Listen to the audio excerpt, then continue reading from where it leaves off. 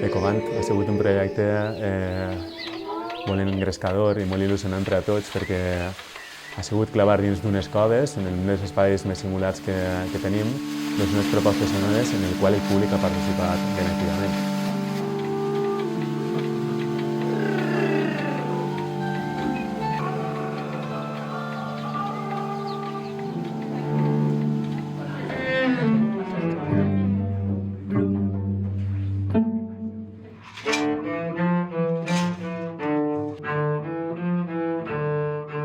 En el cas de l'Orfeó Universitari de València, hem treballat amb dos temes diferents. Un sobre un coral de Bach, hem agafat la proposta de Kurt Nistet i hem fet l'obra Immortal Bach, en la qual repartíem el grup, el cor, en diferents grups, subgrups. Cavallers, mireu si es plena, cavallers, mireu si es plena, i un home tan divertit.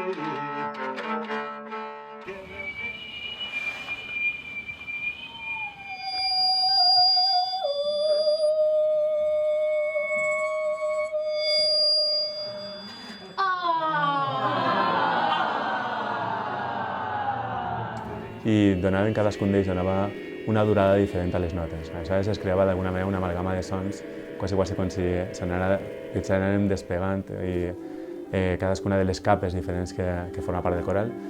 I sobre ella hem fet que el públic fera sobre una cançó ben coneguda per tots doncs el mateix efecte, donar-li diferents durades a cadascun dels sons.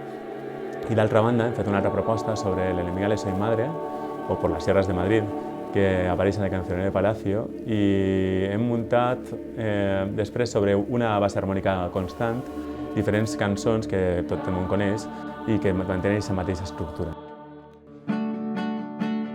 Aleshores hem fet quasi una espècie de quoldivet o d'ensalada valenciana sobre temes ben tradicionals que ha sigut molt enriquidor per a tots.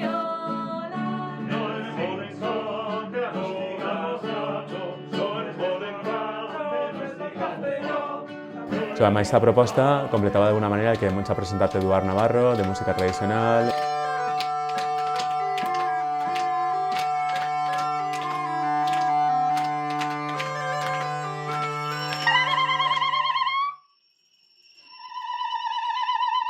Montserrat Palacios, artista sonora que treballa sobre la veu i ha fet música amb teteres i altres coses molt interessants.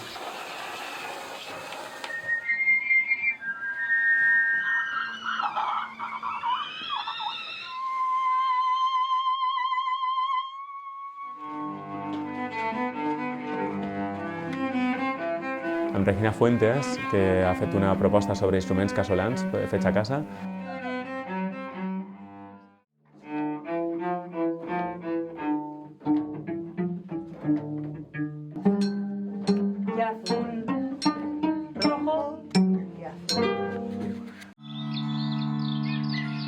I amb Cuneta, que ha fet una proposta molt interessant amb elements electrònics i unes altres coses que ha sigut molt enriquidor per a tots.